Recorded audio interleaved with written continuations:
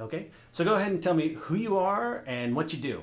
I'm Karin Gilford, and I'm the SVP of Fancast and Online Entertainment for Comcast Interactive Media. And oh, that's lengthy. Yeah. What is Fancast? Fancast is a consumer website focused on the television fan that has a tremendous amount of premium video available to consume right there online on the website. So it's a place for people to watch TV online. Yes, Okay. exactly. Okay. So one of the things that's authentication is a big word. Yes. From the first half of this year. Tell me a little bit about what Fancast or Comcast On Demand online is and what role Fancast has in that. Sure. On Demand Online is a product that Comcast is working on right now. We have a tremendous amount of resources dedicated to it. And what it's going to do is bring a tremendous amount of video content online that has never before been available to consumers on the internet. So mostly a lot of the cable programming, which right now, if you search for on the internet, you can't consume on any of the great sites that are out there. So what On Demand Online will do is you'll log into a site like Fancast. We'll recognize you as a Comcast subscriber, and you'll get a great offering of the video content that you normally get through your cable subscription package. So it's an extension. Online. It's an extension of your existing cable subscriptions. So to fully enjoy On Demand Online, you would need to be a cable subscriber. Yes, if you're a Comcast video subscriber, we'll recognize you. We'll look and see what you subscribe to. For instance, if you subscribe to HBO or Showtime, we'll be able to deliver all that content to you online. So now you can watch it whenever you want through stuff like VOD, and now you'll be able to watch it wherever you want with something like On Demand Online. Okay, and what's a rough timeline we can see something like this coming to the market? We'll have this out by the end of the year, so we're looking at the second half of the year right now. You said you were laser focused on. We're laser focused on this.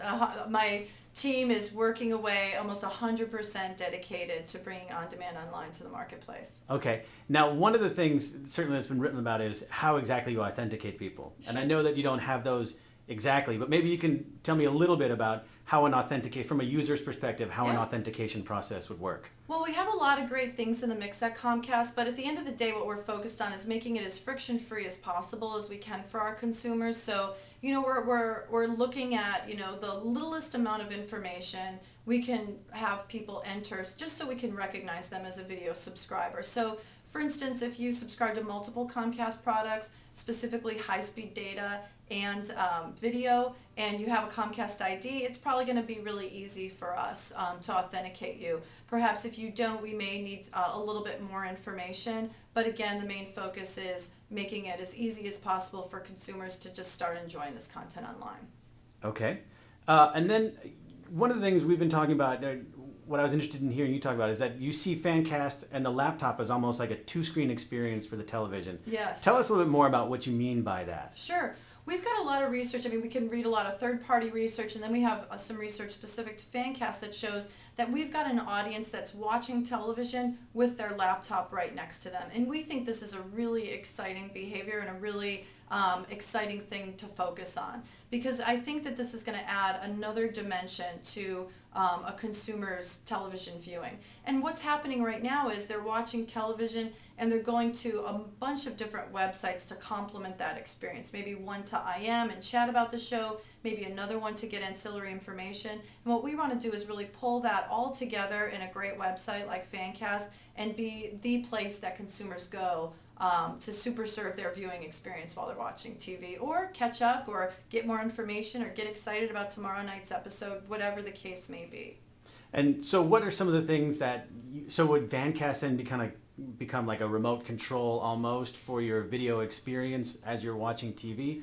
Talk a little bit about that. Sure. I think it's going to be a couple things. I think there's going to be some utility features, things that are going to allow you to get more out of the breadth and depth of content that you're getting right now on television. So, the internet just makes it so much easier to search and navigate and browse massive amounts of information. So I think, adding the laptop into the mix is going to allow people to see a lot more content that they may not even realize they have access to as part of, just broadcast television or their video subscription. I think, we'll have a lot of cool features also, like record to your DVR integrated into a consumer-facing experience like Fancast will be really powerful. And then a lot of fun things that we see consumers doing right now, like I said, chatting and IMing actually while they're watching a show or even pausing and reading a little recap. What happened? Did I miss a little, thing on Lost or whatever? We're basically going to capitalize on anything we see consumers doing in the television space, with that computer right there. Okay.